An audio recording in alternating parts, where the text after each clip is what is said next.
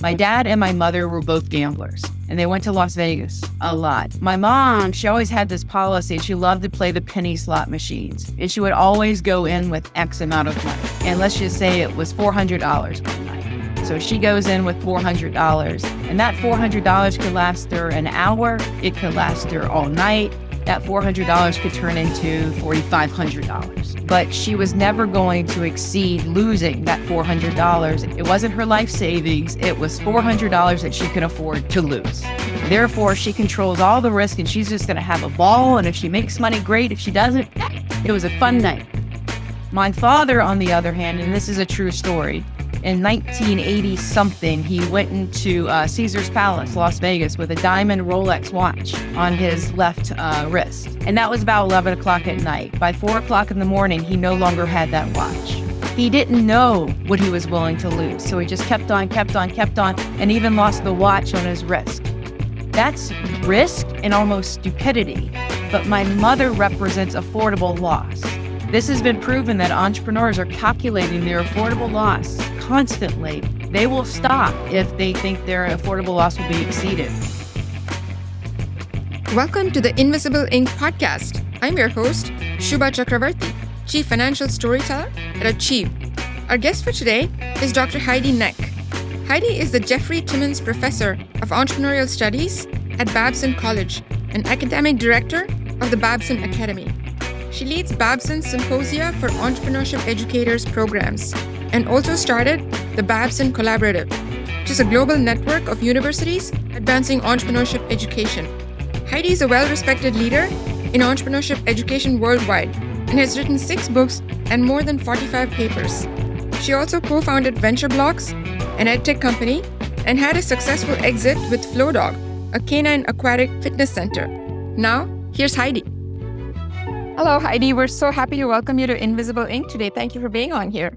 Thanks, Shubha, for having me. So you're one of my absolute favorite experts and authors on entrepreneurship. I have to tell you that I love the book. I'm still kind of working my way through it. It's really good. I know that you've taught entrepreneurship for many years. You've studied it, you've written books about it. What brought you to teaching entrepreneurship in the first place? I really haven't been a goal setter, so I wish I could say this is what I planned and this is exactly how it was supposed to turn out. But I had narrowed it down to I was either going to be a corporate trainer or a professor. So I thought the professor would be a little bit more interesting, so I decided to go that route. But then when you asked me, how did I get to entrepreneurship? Well, prior to going back to grad school, I was working for a really large corporation and I was rather bored. And so I really kept reading and was very interested in all of these startups and high growth companies. And I think when I finally did get back to my PhD, that's where I wanted to study, was around entrepreneurship and high growth companies. From all the work that you've done, is there one thing that's really surprising or counterintuitive that you've discovered through your research all these years? Or I think, and this has been an evolution, I think one thing is that the business plan is completely outdated as a tool in entrepreneurship. You don't see it a lot of times unless you're probably going to a bank or the SBA that's requiring such business plan.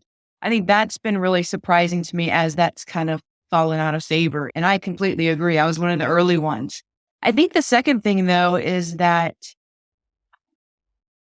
entrepreneurship, in my opinion, requires students, people, human beings to be self-confident and belief in themselves that they can actually do this. And I think that's never been taught. That's never really been brought up. But I think underlying everything that I've seen over the years, belief in self is the one thing that kind of guides entrepreneurs to action. Not necessarily belief in the idea, but definitely belief in self. That is actually a very interesting point and one that I'd love to, dig into for a second. That's an issue we know for women, right? And it's an issue even more so when you're a woman in entrepreneurship. I'm just curious if you've discovered any actionable insights or anything that helps build that belief in self when you're already battling so much uncertainty and am I even a fool for trying to do this? What has worked and what have you seen being effective? I mean, this may sound elementary, but simply talking about it. I think we all suffer from imposter syndrome. And I bet if you walked up to a woman at a cocktail party and say, I suffer from imposter syndrome, I bet she'll say, so do I. I think we all do. And I've encountered a lot of men lately who are talking about their own imposter syndrome. So I think step one is admitting it and talking about it and having a network of support. And I think that's why you're seeing lots of different groups and networks for women entrepreneurs.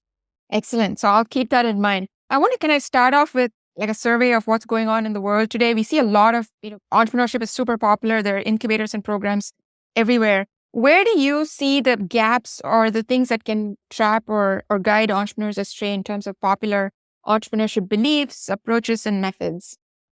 I think it's more of space. And what I mean by that is a lot of programs, either in higher ed or accelerators or incubators, are all working on that startup space. But one thing that I see absent, and probably more important than even the startup space, is the scale up space.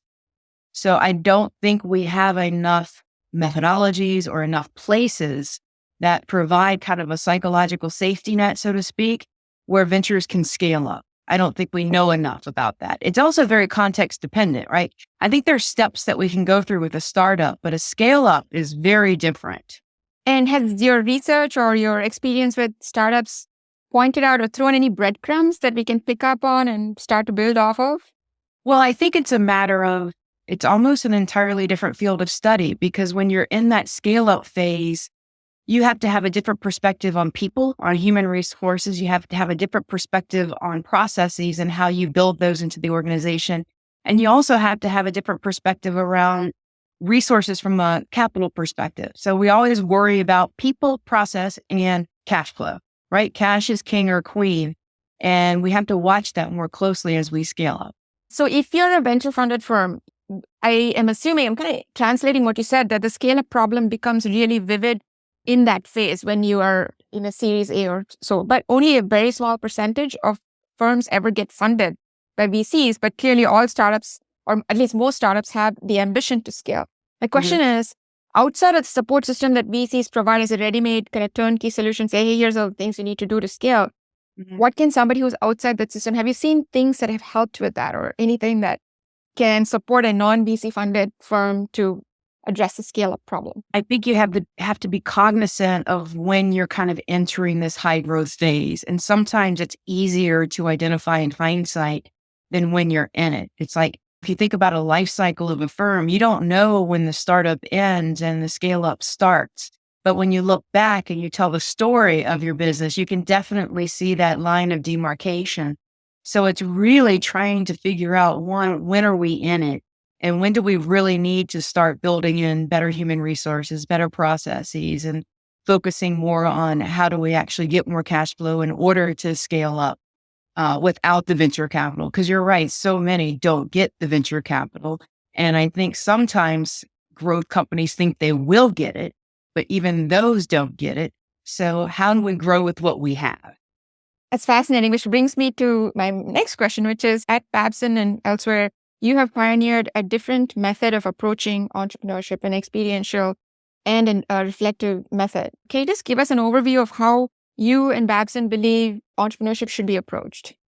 So we approach entrepreneurship as a methodology for entrepreneurs of all kinds. And that methodology ultimately will produce entrepreneurial leaders. And the methodology is firmly grounded in a few different things. So first of all, we call our methodology Entrepreneurial Thought and Action, or ET&A for short. So you may hear me use the acronym just because of habit, ET&A. And ET&A is a mashup of, I think, design thinking, lean startup, and effectuation theory. And we kind of combine all those things in a methodology that helps students to think and act entrepreneurially, regardless of what they do. So it works in a startup, it works inside a corporation, and it works for a nonprofit, any organization that you can think of. And the reason why I say any organization is because organizations are not entrepreneurial. People are. So we have to focus on ourselves. How are we going to think and act entrepreneurially? So if you had to describe in a nutshell, what is the essence of this ET&A method? How would you describe it? I'll start with the tagline. The tagline is act, learn, build, in that order. So we don't learn and then take action. We actually act our way into learning because we're dealing with, conditions of extreme uncertainty. So at the end of the day, it's how do we navigate, not only navigate, but excel under conditions of extreme uncertainty. And then there are about 6 different components to it. But before we get into that, just remember that the tagline is act, learn, build, and it's in that order. There's a question right here, right? There's a little bit of a tension here because time is the most precious thing for any entrepreneur, right? It's not money. And I can tell you from personal experience, it's easy to waste a lot of time pursuing things that don't lead anywhere. And you don't know that they're not going to lead anywhere. So how do you, in using this method, balance that tension? And where do you start acting? On the one hand, you have to act first and then learn. But on the other hand, spend 2 hours sharpening the axe and 1 hour cutting or whatever the case might be. So where is that balance? And how do you take intelligent, thoughtful action without just saying, hey, tomorrow I'm going to go do whatever it is? Is there a basis for that? Yes. Well, first of all, I think I'd rather have loss of time than loss of money. So you don't want to jump into something too quickly with my financial resources or someone else's financial resources without taking a lot of action before. So don't assume when I say action that means start the business. So action is all about all that other stuff that you're doing to either validate that the idea has legs or not. And validation, and really all the stuff around validation, comes from lean startup or design thinking, getting the voice of customer. If we know we have a problem that we can solve, that a lot of people are willing to pay for, and if we can solve that problem, then we start to have legs. And then we can start thinking about, well, maybe this is investable, or maybe we can get resources from X, Y, or Z. But the concept of entrepreneurial thought and action is like all that fuzzy front end stuff before you get to startup. So can you just walk me through like a hypothetical? Let's say I come to you with an idea. I have a world-changing idea for something, and I don't know where it's going to go. How would I deploy this ET&A method, and how would I balance the thought piece and the action piece? Can you just give us like a fast forward scenario? Absolutely. So ET&A is a methodology, so there's no starting place, but I'm going to just kind of role play this with you. And let's just say I'm assuming you're a student and you're coming into my office and you think you're like, Heidi, I have the best idea ever. Yes. Okay. And so let's think, what could that idea be that we can play with? Yeah, I'll just give you an idea. Let's do AI-enabled logistics management or something like that, where you have a very fragmented market. It's hard to match up the information systems, and therefore everybody's losing a lot of time and money. And I want to solve that problem. Okay, so let's call that AI LoJet just to have a word. All right, so you have this idea for AI LoJet. My first question that I'm going to ask you is, why do you want to do this business? Because it's very, I worked in the business before I came to business school, and I used to do a lot of Excel spreadsheet work, and it used to drive me crazy. It's a total waste of time, and I thought there had to be a better way to do it. Okay, but why you? Because I know the business, and I feel like I don't know everything about it, but I know enough to know what a good solution would look like. And I feel optimistic that if I can figure it out, somehow I can put all the other pieces together that I don't have today. Okay, awesome. So after we kind of get to understanding why and why you, what I really try to get at with the students is kind of around what's their purpose. Because if an idea is not connected to what like brings you joy, brings you happiness, brings you curiosity, you're not going to last. And that momentum will certainly start to peter out shortly. So let's assume that this really connects to all the stuff that you've done, which seemingly it has. So the next question is 3 very simple questions. So before I give you those questions, let me kind of explain where these questions are coming from. You as a student may be sitting in my office with AI LoJet, and I'm like, shoot, but how much do you think this is going to cost? And you're like, oh, Heidi, given the AI functionality, my lack of tech expertise and the technology people that I'll have to bring in, I'm just guessing to get me to kind of through the first phase, it's going to be, probably $2 million. And of course, I'm like asking where this $2 million is going. And you're like, I'm not really sure. I'm like, all right, well, Shiva, let's just deal with that $2 million. I'm like, where do you think you're going to get that $2 million? Where do you think, Shiva, you're going to get that $2 million? Oh, I'm going to go fundraise and an investor is going to give it to me. Right. And then I would ask, and you probably are going to say yes, but then I'll ask the student, do you know any funders or venture capitalists? No, but I'm sure I could find a list on LinkedIn or something. Yeah, exactly. And you know how well that works. So because we always think about the funding, what we tell our students at Babson is kind of think cash last, because we always have resources upon which we can start, but we're always thinking about the money. So here are the 3 questions that will tell you what resources you have available to you today. Who do you know? What do you know? And who are you? And who are you kind of harkens back to why are you connected to this idea, which connects back to that why. But the other 2 questions is whom do you know and what do you know? And whom do you know represents your existing network, and what you know is your background and experiences as it connects to this idea of AI logit. So when you really think about who you know and what you know, those are some resources upon which you can begin to take some early action on AI logit. Because do you have experience in this area, Shuba? Yeah, I worked in this before I joined business school for 2.5 years. That was my entire career pre-business school. Yeah. And think about your network. Is there anyone in your network that you could connect to talk about this or get to other people that you need to in your network? Well, the only thing I can think of is because I'm still maybe early in my career or it's a new field to me. I know my past colleagues. Maybe I have my alma mater's network if I reached out to them and told them I was also an alum from that school. And potentially maybe a couple of other folks of a peer rank, which is not too high.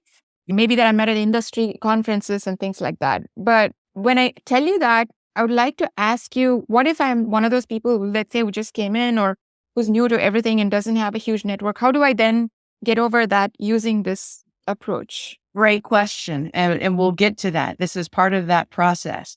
So right now we've talked about kind of your why and what I call means at hand. And so those means at hand is answering those 3 questions. Who am I? What do I know? Whom do I know?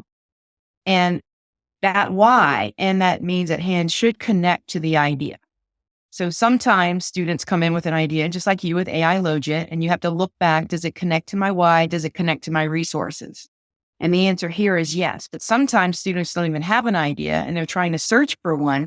And so we do the same thing. We start with their why. We see what they care about and who they know and what could they potentially do. But here in your case, you have an idea. So we have AI logit. So let's assume that you don't really know anything. This is just an idea that you came up in your dorm room, something you were reading in the Wall Street Journal, some really cool podcasts you were listening to. And this is like, yes, this would work. And you also know it's your own problem based on your previous job experience. So I often ask my students, what are the first 3 things you want to know? Well, I want to know, what would it look like if the problem is solved? Like, it sounds very visionary to me, but I know from having worked there that it's one thing to say what you want, and it's a very different thing to have it implemented. And if my new me showed up in the office with this solution, I would want to know, how will that look and feel? Like, what does that answer look like would be my first question. Okay, what's your second question? I would want to know how much of a pain it's going to be, because I'm pretty used to legacy systems in companies. And a lot of these they could be all over the place. They could be small businesses, they could be medium businesses, and they could be Walmart, right? How do and they all interact with each other, which is where the problem comes, because Walmart will decide whatever they want to do. And the small vendor who's selling to them has to either kowtow to them or really struggle with their Excel spreadsheets, right? So then that's the second thing I want to know is how much pain is there involved in kind of bringing, is this even feasible? And will it be, and then the third thing I want to know is, will people pay for this? And if so, is it a real problem, or do they not care because some lowly person like me is going to be doing the job and who cares? I'm just like Yeah. So then for every question, and I think those are pretty big questions. I think those probably could be broken down into even smaller questions. I think for every question, then you need to devise an action to try to answer either the whole question or the part of the question. Some may call this a hypothesis, but these are just, to me, early questions, and you're taking early actions where you're going to waste some time to figure out where will it lead me next. So in the first one, which is kind of, will it work? What does it look like?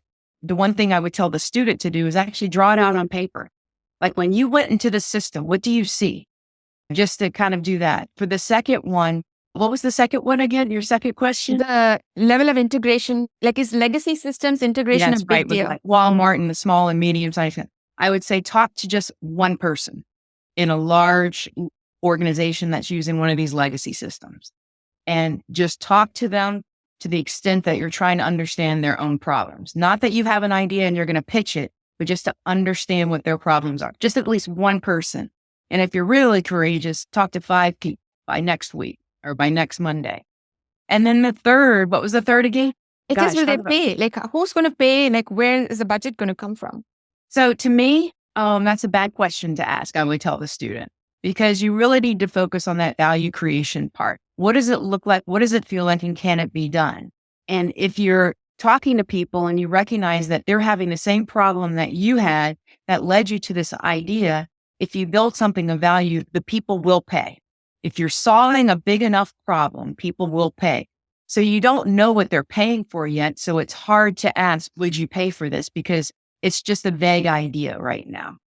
Okay, I get it. Now I have a question for you on that. So I talk to a lot of founders where they're driven by the problem, but they don't really have an idea what the solution looks like. I give you an example of, I know what the problem is, I know what the solution looks like, and I know what that delta is. But let's say I'm burning with passion for, I don't know, I'll make this up, right? Like some climate change related thing. And I know what the impact of the problem is, but I don't know what the solution is. Well, that's what we call search and discover. Okay. So sometimes I like that better than a student coming to me with a fixed idea that they've fallen in love with. So if I'm really passionate about, let's break down climate change a little bit. If I'm really passionate about plastics or microplastics in the ocean, I'm going to just start to really dig in, talk to people in the area, talk to people affected, read as much as I can, and just search this space of opportunity to see what ideas I could potentially come up with. So if it's climate change, if I don't have a specific problem like microplastics, then I need to just start finding all those verticals under climate change and then literally just searching in preferably non-obvious places. I mean, we can all Google or chat GPT. What are the 5 big things around climate change? Not that. Really talking to people and looking at the research and learning new things about this problem in order to identify new solutions. Before we dive back into our conversation, I want to tell you about Seed to Success. Seed to Success is our community letter with our proprietary insights on startup financial storytelling, tips, new episodes, and much more. If you find these discussions helpful in your entrepreneurial journey, use the link in the description to subscribe to Seed to Success today and get all of these and much more straight to your inbox every week. Now, back to our conversation. So my brain is a finance brain, so I'm going to ask you a question right here. So I've seen a lot of people waste 2 years, 3 years of their lives on trying to solve some problem that is not going to go anywhere. Mm-hmm. And life is short, right? I keep coming back to this, like time is my most precious resource. So how do I go from, hey, here's a problem. I don't want to say the word shortcut, but how do I find my way most effectively to something where I can actually do something with it? And in this case, I'm talking about a venture, not... Exactly. So going back to the beginning part of that ET&A methodology that I was talking about with means at hand. So if my passion area, my why, let's say, is about helping people resolve issues related to climate change, or just simply resolving issues related to climate change so my kids are able to have a better life on this planet. That's my why, that's my North Star. So then I have to go to who do I know and what do I know? And do those 2 answers with respect to climate change lead me anywhere? And so if you do know something about this space, there may be something small that you can get started to just kind of test the waters of, is there a there? You know, I love the story around 4Ocean. I don't know if you've ever heard the company 4Ocean. You know, they were surfing in Bali and the guys just started picking up plastic and saying, what can we make with this? Well, now it's a pretty popular company and they're doing quite well with pretty cheap bracelets made of plastic that we took out of the ocean. That's affecting climate change. So it's really helping you look at climate change from all different perspectives that connects to who you are and maybe what you love and what you know. And that will lead you to an idea. Now, the question that you brought up, Shubha, around, I've seen too many people waste their time for 2 or 3 ideas on a problem that they really want to solve. To me, that just means they really don't want to start something. They're talking about starting something and they like saying that they're trying to solve this problem. But if so much time is going by and they really haven't done anything, they're just not into it. So to you, with your expert eye, what is a sign that I'm serious about something as an entrepreneur? Because if you're going to any kind of startup program, you get kind of caught up in the activity of being an entrepreneur as opposed to doing things, like the noun as opposed to the verb. Yeah. I think it's showing evidence. if you are in like an accelerator or an incubator program, and let's say I was your coach or I was your mentor, I want to know all the actions that you took last week and what you learned from each action. And if I'm not seeing a lot of real action, and I'm talking action of talking to people, going to manufacturers, talking to potential customers, talking to vendors, whatever it may be, not sitting in front of my computer and Googling. I mean, it was Steve Blank with Lean Startup that said, we have to get out of the building. And Steve Blank also said that a startup is just a temporary organization in search of a sustainable business model. I love those two things about the Lean Startup. So you just have to go and do stuff. And if you're scared to do stuff, if you're scared to ask for things, then you're not ready. We have to have the courage to do and ask. There's nothing in entrepreneurship that we can do without asking for something. What have you seen providing the most courage or the basis for the most courage when you're afraid to go and ask things because you're an introvert, you're shy, you don't think you know enough, to the point of belief in self that you made earlier? Have you seen things where miracles have happened and people have come out of their shell and gone out and done things, or they would have been afraid to before? Well, I think, it's like an object in motion stays in motion. If you can help people take the small steps of acting, so even if it's picking up the phone and calling somebody or going to a meeting with a trade association, those are small things where you're not risking a lot. And when you start to take these small actions, those lead you to other actions, and those lead you to other actions. So it's a snowball effect, but the snowball is getting bigger and bigger and bigger. And your courage is growing too, because you just keep learning more. Other people are connecting you to other people. So sometimes taking those first 3 steps, and those steps being small actions, really start to build your confidence and your courage.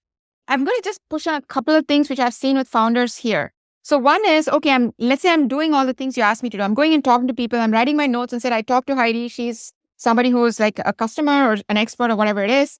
I've learned the following 3 things. I bullet point the summary for you.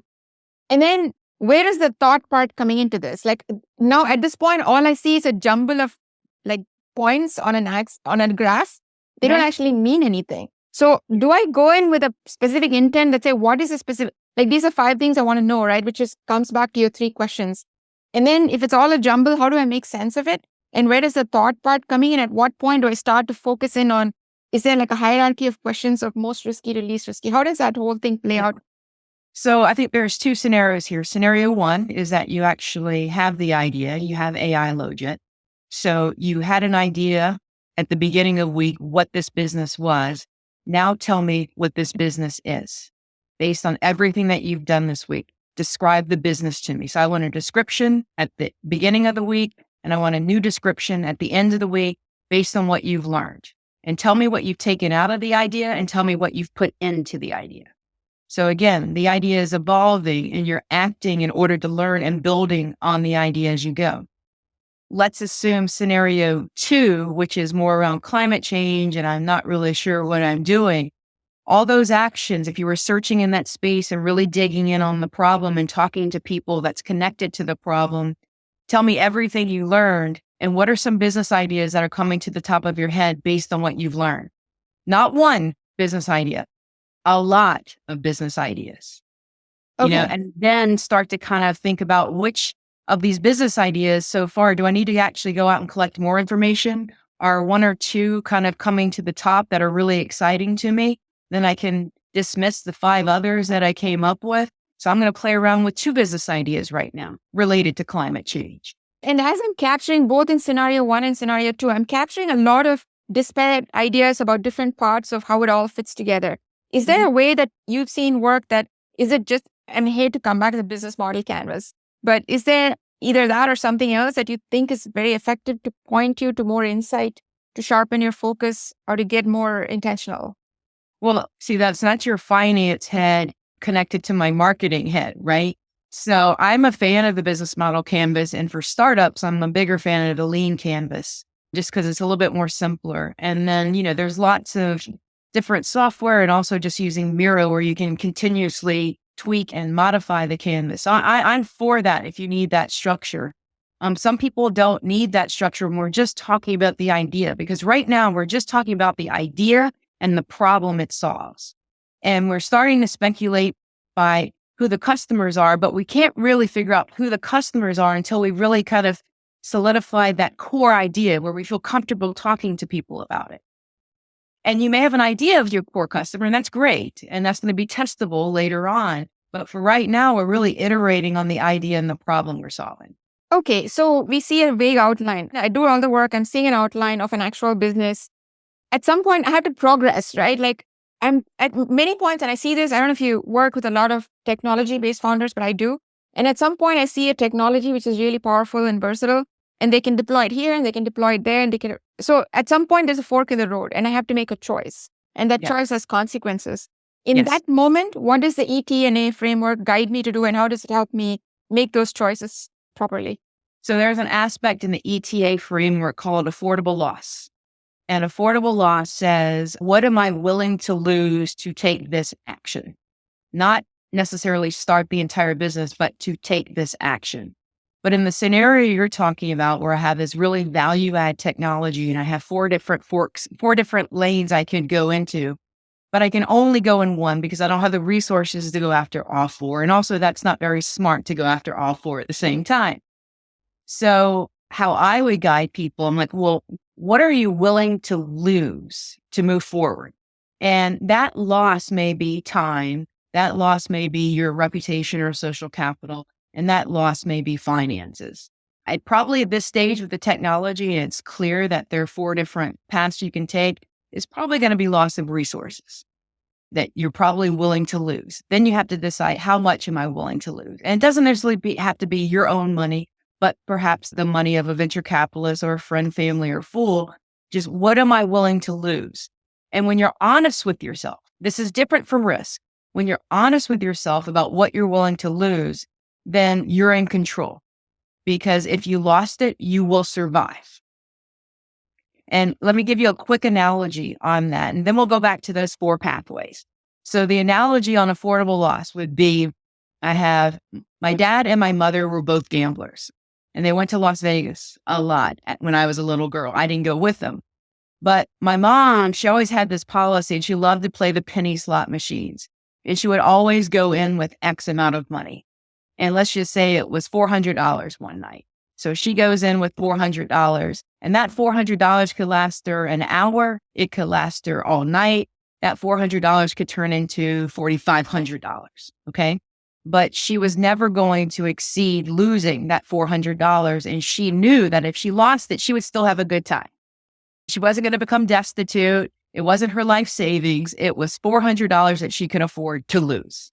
Therefore, she controls all the risk, and she's just going to have a ball. And if she makes money, great. If she doesn't, it was a fun night.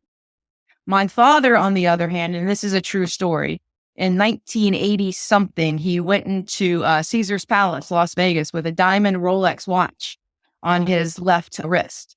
And that was about 11 o'clock at night. By 4 o'clock in the morning, he no longer had that watch. He didn't know what he was willing to lose. He was in it too much that he thought he was going to win. So he just kept on, and even lost the watch on his wrist. That's risk and almost stupidity. But my mother represents affordable loss.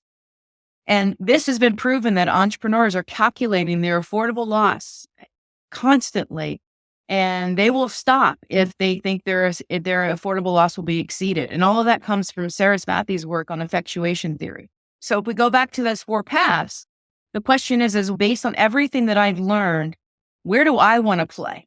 Where do I personally want to play among these 4 paths? And what am I willing to lose to take path A, B, C, or D? So you almost just play it out, right? So it's not how big is the prize. You don't care at that point. How big is the prize? No. If path A has a huge prize that's 10x the next best price, but if the price is too high for me, then I won't take it. So it's an opportunity cost for me as an entrepreneur. Let's say I've got my PhD and I did like my entire thesis on this, and I'm risking 5 years of my life because it's going to take me that long to build even the first proof of concept for industrial scale. I'm thinking out loud with you here. So you're almost forcing me to balance all of those and bring them down to one assessment of which is the best bet for me, where I won't feel horrible if it doesn't pay out. Yes. And if you think about it, a lot of times that's how we live our lives. let's take the entrepreneur out of this. And let's say I want to move to San Diego, California, but I'm very scared because I don't have a job there. I don't necessarily have housing there. And I have a whole set of friends here and I love my job, but just something's drawing me to go to California. Well, how do I kind of mitigate my risk? Well, I could take a leave of absence maybe from my job. I could put my house up for Airbnb so I can move out to California knowing I can always move back to Boston because of what I put in place. So I'm okay taking that. So it's either contingency or I'm okay if I lose my house over here or if I lose my job over here.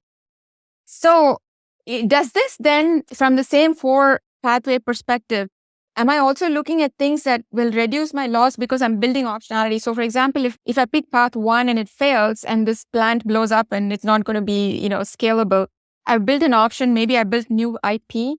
Maybe I built something else and therefore that mitigates. Is that also figuring in? Should I also be thinking about that? Yes, because when I'm talking about affordable loss, and let's just say we chose path A, it's not that you're necessarily going to go all in quickly on path A. It's that, yes, you're going to start down the path and hopefully because you're experimenting, hopefully because you're kind of taking small actions and small actions lead to larger actions, you'll know sooner if it has legs or not. So if you don't want to spend the whole time planning on what this venture is going to be. You probably did that in your PhD program with the technology. What you want to focus on is, let me get some traction and let me see what this traction is telling me. And if the traction tells me early that you're not going to get a lot of traction, Heidi, I need to back off.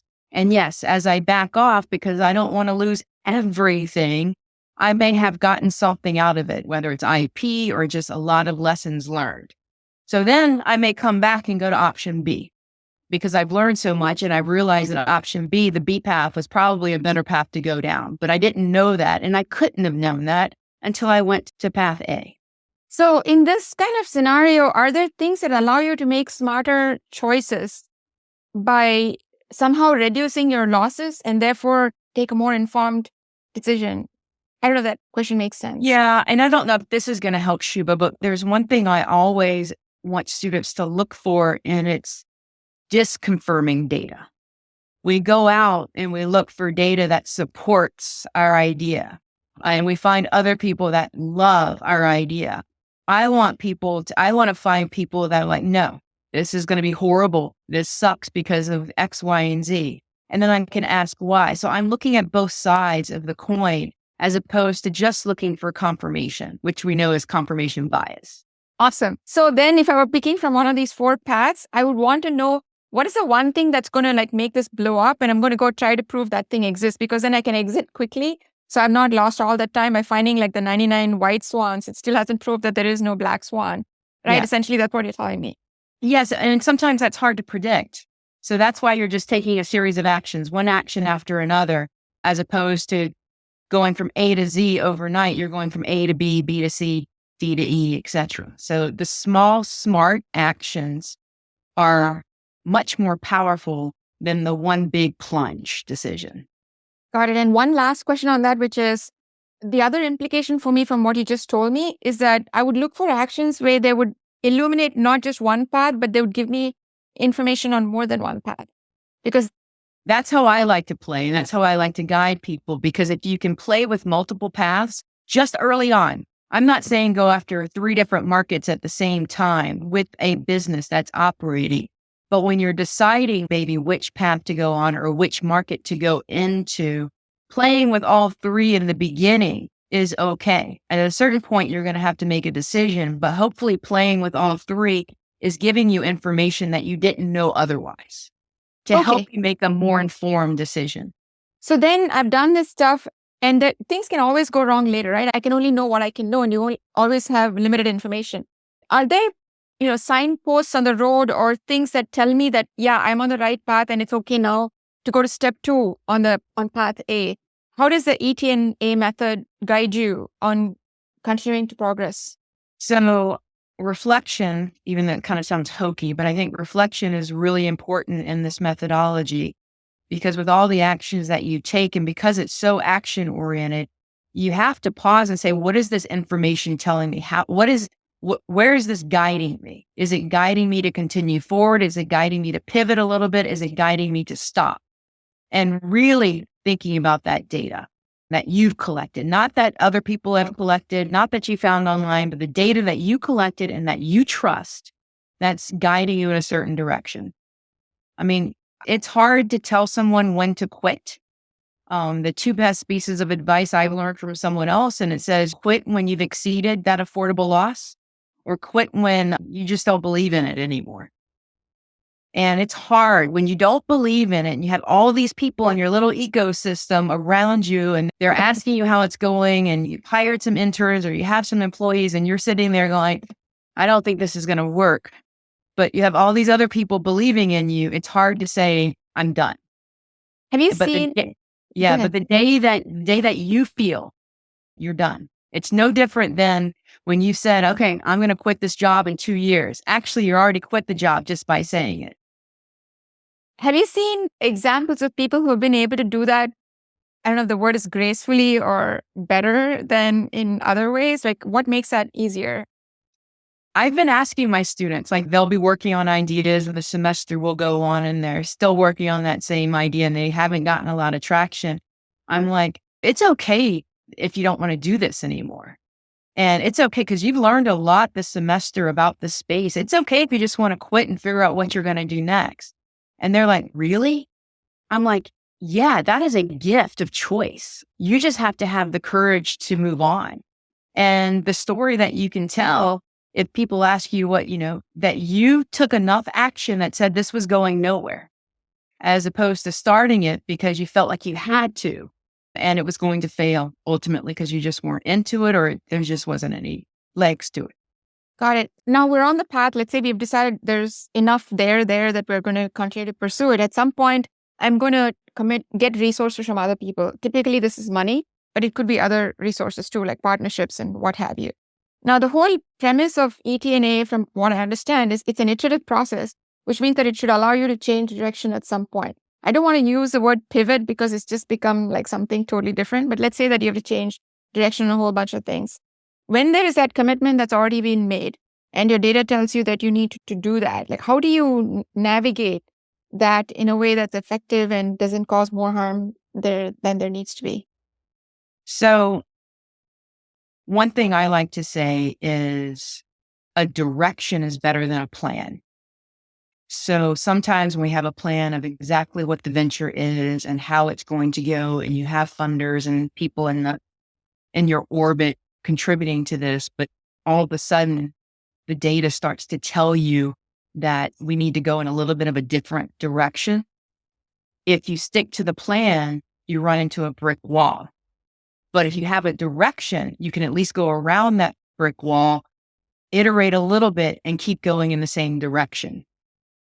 So I would imagine any funder, any investor, any employees would rather to see the change in direction as opposed to going on the same path of a plan where the information is saying you need to change direction. So it comes back to kind of connecting back to what you said earlier. You've been collecting whatever you know and whatever you think, and you've been crystallizing it into a hypothesis, right? I think my market is this. I think the problem I'm solving is this. I think what they'll pay for is this. And because you've been flipping back and forth between action and thinking, you've got the data points and you've got the actual reason why you believe that, right? It's a very fact-based.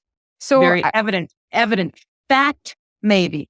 It's evidence. Good point. Point well taken. So evidence-based approach. So it should be, in theory, easier for you to change directions and say, hey, we had the following 5 assumptions and this one is no longer true. So this is why I'm going to make this change. And oh, by the way, because I'm still taking action to provide evidence behind that, here's the reason why I think this is a reasonable bet. Yes, absolutely. I mean, you're a financial person. It's no different than making sound assumptions for those pro formas. Or are the assumptions completely fabricated and based in nothing? You have to understand where the assumption is coming from and what's feeding into that assumption, and that's evidence. And if you have that evidence, then you're going to be more confident to actually go a little bit in a different direction. To me, pivot is going into a major different direction. So I think here we're talking about We're just taking a slight curve because this is where I'm really confident the data is leading us. And I think this is a smart move to make. So it might be things like I'm changing how I'm going to price the product, or versus I'm no longer selling product A and I'm going to go sell this completely different other product to this different other markets. Okay, that's well taken. So now I'm going to just like ask you for a specialized case where for a lot of founders, especially in STEM and capital intensive businesses, the stakes are much higher, right? And the pitfalls are potentially deeper. So I'm just going to ask you if you have any insights or advice to offer to those who are working in those high stakes environments. How would they apply this methodology to get on a better direction and to sharpen their process? So that's a really great question. The ET&A methodology is simply a methodology that helps create a bias for action. Okay. It's not necessarily a methodology to help you start a business. It's a methodology of how we're going to approach this problem. So let's say you're in a capital intensive STEM-based business, and it's going to take you quite a while to get to profitability. You have lots of different rounds of funding coming in. That is the organization, okay? But within the organization, there are lots of different problems that will emerge. And that's when you turn entrepreneurial thought and action into a verb. And we do this at Babson. Let's ETA that, okay? What are we trying to do? What do we have that we can use to actually solve this problem? And what are some potential solutions? What are we willing to lose to actually move forward on some of these solutions? So it's a problem-solving methodology. So I think if we take ourselves out of let's use ET&A to start a venture, as opposed to let's use ET&A to solve our problems in a non-obvious way. Because in that capital-intensive organization in STEM, there's so much uncertainty.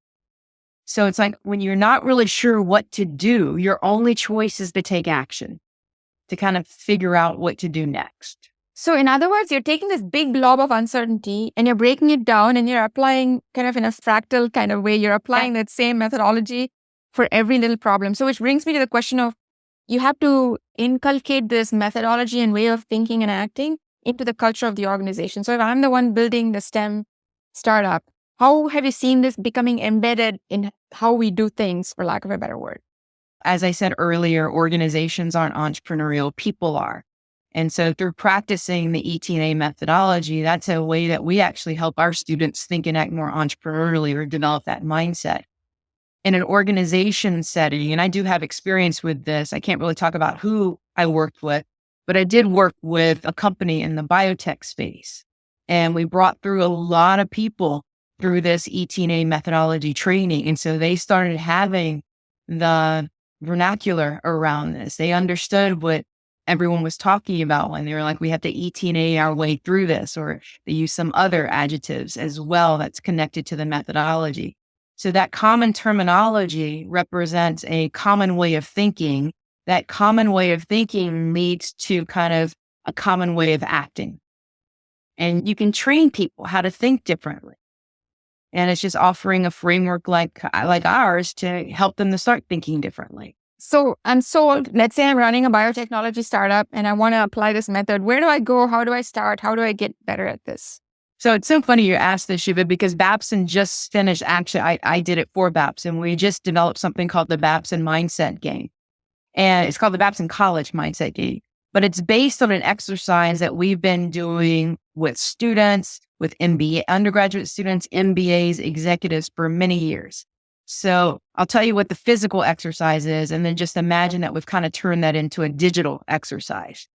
So you take a group of people, let's just say we have 20 people in the room, and you put them into 5 groups of 4, and you give them a jigsaw puzzle, and you say, okay, everyone needs to put together this jigsaw puzzle as quickly as they can. And they do, and it's pretty easy. It's big pieces. And then whoever completes the jigsaw puzzle first wins. And then we whoop and holler and like, Shuba, you're group 1, way to go. And I'm like, all right, let's shift gears. Let's do another exercise. And in this exercise, they're thrown into a room. And in that room, the only thing in that room are a few tables. And on those tables are pieces of fabric. And they're quickly told, you can only pull 5 pieces of fabric from the table. And I actually have designated leaders of different groups. You can choose whatever group you want to go into. And your goal is to build the best quilt you possibly can with these pieces of fabric. Okay, so you can go where you want to go. You can only choose 5 pieces, and you have X amount of minutes to complete this, and we'll see who has the most creative quilt. Okay, so How are you going to judge creative? well, exactly. They're like, how are you going to judge creative? I'm like, you know what's creative, you know what's not creative. And actually, in the end, it doesn't matter. So they all work and they're creating these quilts on the ground. And some of them are rather traditional. Some of them are really unique. Some of them aren't really quilts at all, but they call it a quilt. So therefore, it is a quilt. And so, we share everyone's designs. And then we go back into the classroom and I ask them one fundamental question. What did you prefer working on today?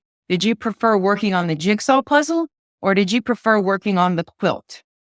And typically, I don't know, of those 20, let's say 8 preferred the quilt and 12 preferred the jigsaw puzzles. And then we could start talking about why. All right, for the jigsaw puzzlers, why did you prefer working on that? And you can imagine some ideas come out of, oh, well, it was clear what we had to do because we just had to complete the picture on the front of the box. We were able to separate tasks quickly, the edges versus the inside of the puzzle. It was competitive, so it was fun, and we were going as fast as we can. And we've done it before. And, we were super excited because we won. And it was really structured and clear. All of these kind of things are coming up. And then all right, for those of you, the 8 of you that like the quilt, what did you like about it? Well, it was creative. We only had to use our imagination. We kind of had to coax the right people to join our team because we liked the fabric that they were bringing. It was a little chaotic and we weren't quite sure what we were doing, but the design of our quilt unfolded over time and what we created was our own. All right, so let's just say we have those 2 kind of that dichotomy created. The reason why we do this exercise is because the puzzles are more analogous to how managers think, and the quilts are more analogous to how entrepreneurs think. And it's not an either or, but let me just quickly explain. A good manager set a goal, figure out what resources they need to achieve that goal, start to allocate resources efficiently, start to measure progress along the way, and then done. Let's go on to the next goal. Entrepreneurs, however, they kind of start off with what they have and start creating something, and it may change over time depending on who we bring onto the team and what knowledge we have as we collect additional information. And everyone's kind of chiming in on what we should do based on what they feel where the organization should go. And so there's lots of uncertainty and lots of decisions to be made. And sometimes it's right and sometimes it's wrong. That's the reality of a startup, of that fuzzy environment of we're not really sure what we're doing right now, but we got to figure something out. And I think for years, we've tried to think of entrepreneurship as management. And that's not where the big cool companies have been coming from. They're thinking more in this quilt way. The one thing that's important before we end this part of the conversation, Shubha, is that it's not an either or. I'm not solely a manager or solely an entrepreneur. Both ways of thinking are important, but we have to recognize the environment that we're in. And that environment will dictate whether we should think more managerially or more entrepreneurially. So if we're in an environment that is somewhat certain, where we can trust the existing data and we can kind of look at our options and predict where we're going, the managerial mindset works quite well. But when we are in a very uncertain environment where we're really not sure where things are going and we're not sure the direction we should go just yet, we just kind of going to start and see what kind of emerges, then that's when the entrepreneurial mindset is needed. And we can go back and forth, but oftentimes we trick ourselves into thinking that we can be in a certain environment. And we trick ourselves that we do have options that we can predict where we're going to go. And that's when we start to fail. So the entrepreneurial side is about creation. The managerial side is about facilitation.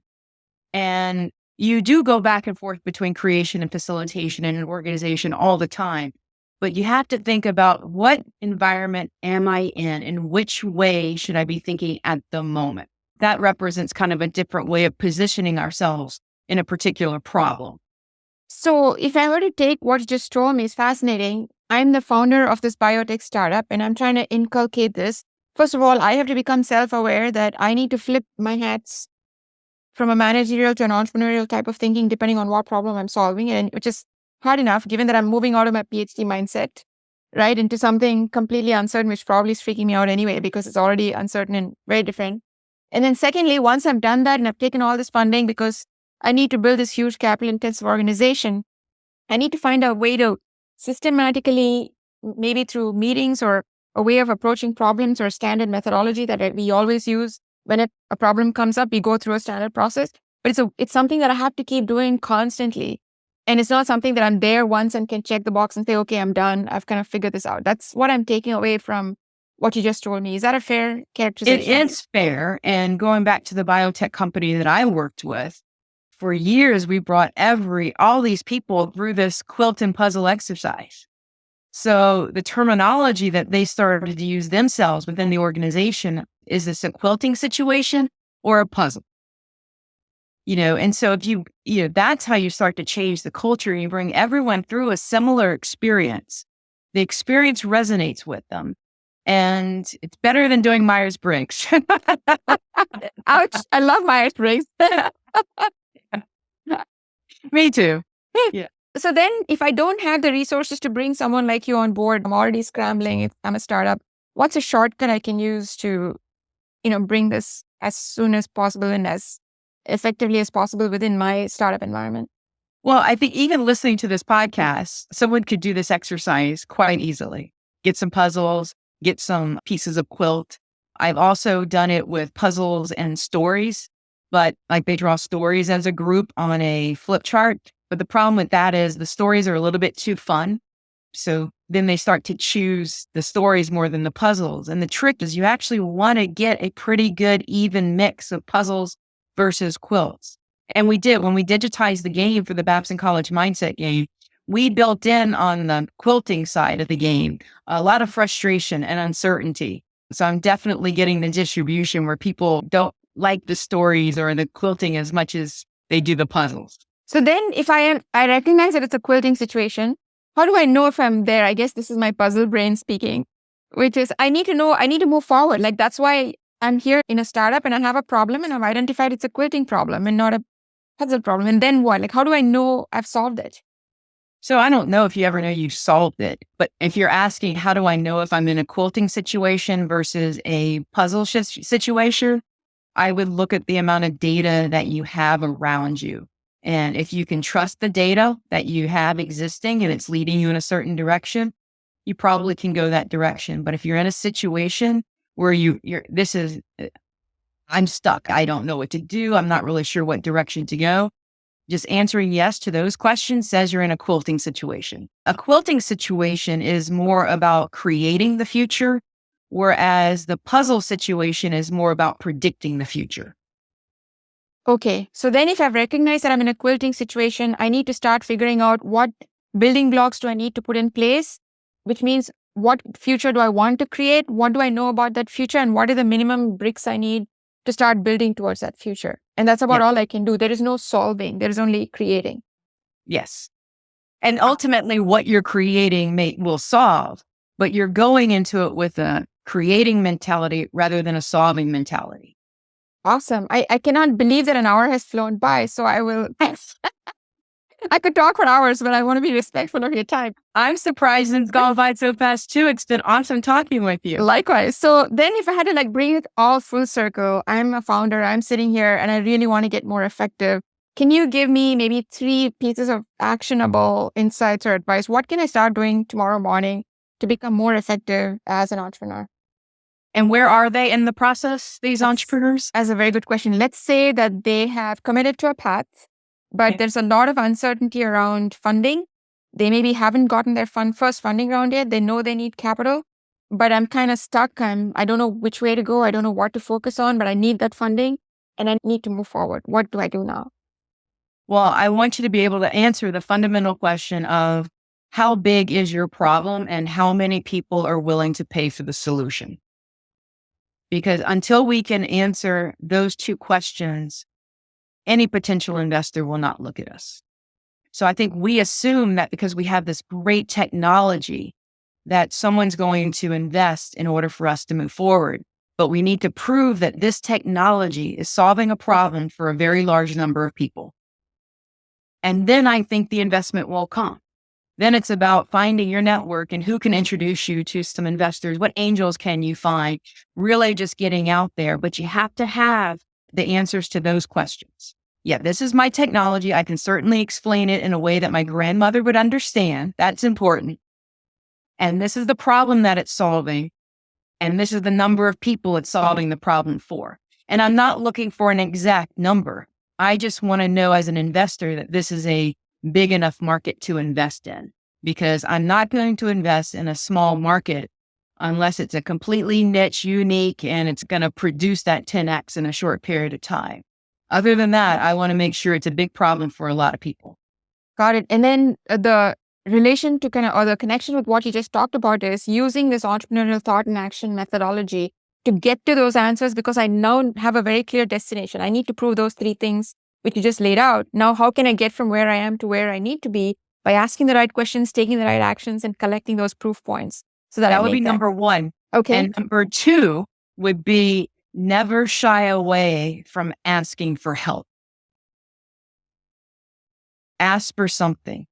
If I don't ask for something, I will never get it. But think about it. If I asked you for this pencil, let's just say I asked you for this pencil, there's a couple of things that could happen. One, you can say no. Two, you can say yes. Or the third thing is no, but I can give you this eyeglass case that I'm holding up right. Yeah. So there's a 66% chance you're going to get something by asking. Which is either yes or a no, but. A yes, a no, or a no, but. The 66% is the yes and the no, but are both wins. Exactly. Those are both wins. Okay, that's number two. What's number three? Number three is, that's a good question. What is my number three? There's a few things floating in my mind. And I guess it's more life advice. And I stole this from somebody. Yes. And I think this will go back to the why stuff that we were talking about earlier. And this is the quote: "The trick to life is not getting what you want, but wanting it after you get it." I love it. So really think about what you're doing, why you're doing it, and make sure you're doing it for the right reasons for you. Awesome. I know this has been a phenomenal conversation. Is there anything that you wish I had asked, but I didn't? I don't think so. I think this has been you asked a lot of things, and you've given me a lot of things to think about as well. Fantastic. Yeah. Heidi, this has been an amazing conversation. I know that our listeners will love it, and we have a lot to learn from it. So I really appreciate the time that you've taken to share all of this with us. Thank you. Thank you, Shiva. It was a pleasure. And that's a wrap for today. Thank you for tuning in. If you find these conversations helpful in your own journey, please subscribe to Seed to Success, our weekly community letter with tips, insights, resources, and more. If you have any other questions relating to startup finance or financial storytelling, send them over to me at chakras@achieve.co. That's chakras@achiiv.co. We'll see you on the next episode of Invisible Ink. Now, go achieve.